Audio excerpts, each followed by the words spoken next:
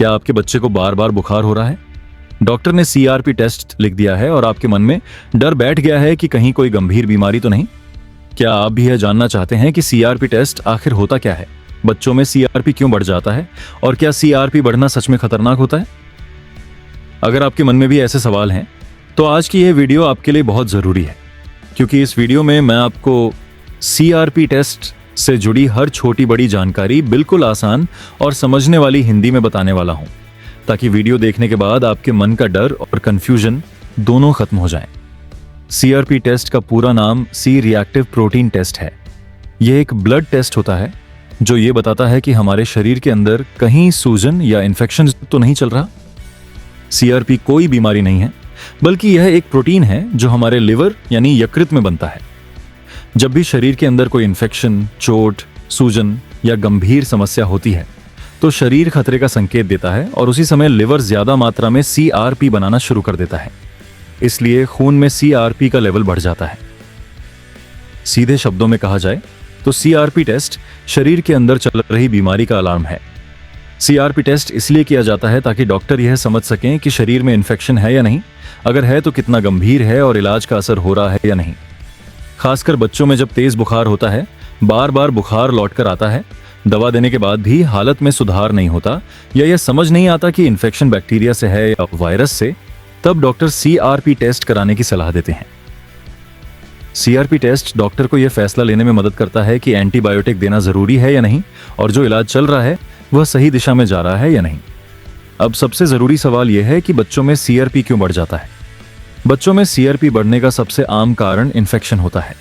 अगर बच्चे को बैक्टीरियल इन्फेक्शन हो, जैसे टाइफाइड, निमोनिया, यूरिन इन्फेक्शन, गले का गंभीर इन्फेक्शन या खून का इन्फेक्शन यानी सेप्सिस, तो सीआरपी बहुत ज्यादा बढ़ सकता है।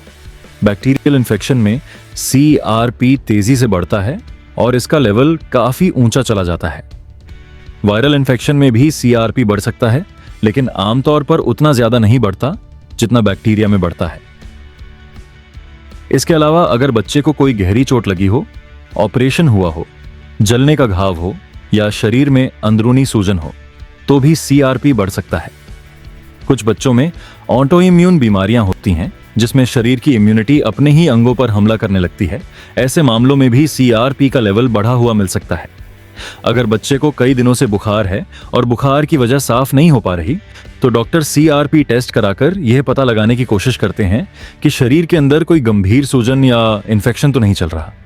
बहुत सारे माता पिता यह सोचकर घबरा जाते हैं कि सीआरपी बढ़ गया है, अब जरूर कोई बड़ी बीमारी होगी, लेकिन सच्चाई यह है कि हर बार सीआरपी बढ़ना खतरनाक नहीं होता। सीआरपी सिर्फ यह बताता है कि शरीर में कुछ गड़बड़ चल रही है। वह गड़बड़ छोटी भी हो सकती है और बड़ी भी। अगर सीआरपी थोड़ा बढ़ा हुआ है तो यह साधारण वायरल बुखार की वजह से भी हो सकता है और सही दवा से जल्दी ठीक हो सकता है। लेकिन अगर सीआरपी बहुत ज्यादा बढ़ा हुआ है तो यह संकेत हो सकता है कि इन्फेक्शन गंभीर है और तुरंत इलाज की जरूरत है। इसलिए सीआरपी रिपोर्ट को अकेले देखकर डरना नहीं चाहिए, बल्कि बच्चे के लक्षण, बुखार, कमजोरी और बाकी टेस्ट के साथ मिलाकर ही इसका सही मतलब निकाला जाता है। सीआरपी टेस्ट से डॉक्टरों को कई जरूरी जानकारियां मिलती हैं। इस टेस्ट से यह पता चलता है कि शरीर में सूजन है या नहीं, इन्फेक्शन बढ़ रहा है या कम हो रहा है, दवा का असर हो रहा है या नहीं और बीमारी किस दिशा में जा रही है। कई बार इलाज शुरू करने के बाद दोबारा सीआरपी टेस्ट कराया जाता है ताकि यह देखा जा सके कि सीआरपी कम हो रहा है या नहीं।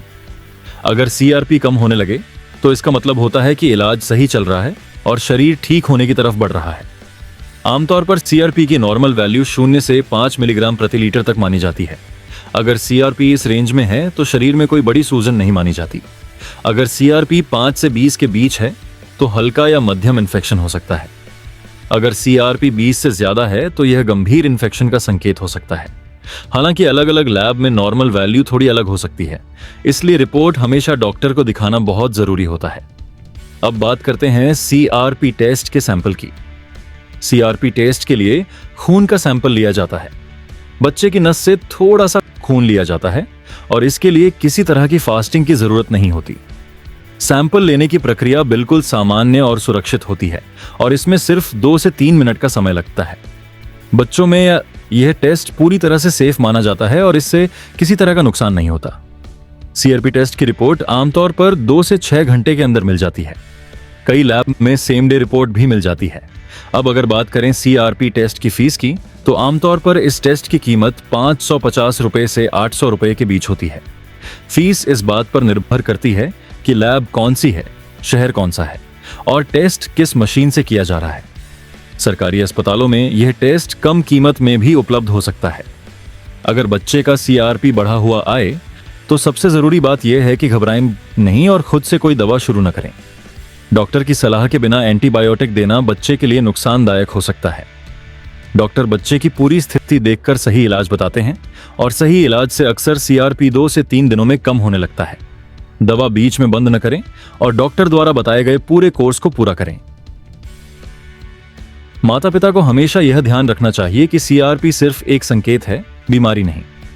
बच्चे के लक्षण, बुखार की स्थिति, भूख, एक्टिवनेस और बाकी रिपोर्ट ज्यादा मायने रखती हैं। समय पर जांच और सही इलाज से बड़ी परेशानी को भी आसानी से संभाला जा सकता है। अगर आपको यह वीडियो जानकारी से भरी और उपयोगी लगी हो तो वीडियो को लाइक जरूर करें ताकि यह जानकारी ज्यादा से ज्यादा माता पिता तक पहुंच सके। बच्चों की सेहत, ब्लड टेस्ट और मेडिकल रिपोर्ट से जुड़ी ऐसी ही आसान और भरोसेमंद जानकारी के लिए हमारे चैनल को सब्सक्राइब करें और बेल आइकन दबाना ना भूलें। अगर आपके मन में CRP टेस्ट या किसी और मेडिकल रिपोर्ट से जुड़ा कोई सवाल है तो कमेंट में जरूर पूछें, मैं आपकी पूरी मदद करने की कोशिश करूंगा। धन्यवाद। स्वस्थ रहें और अपने बच्चों का ध्यान रखें।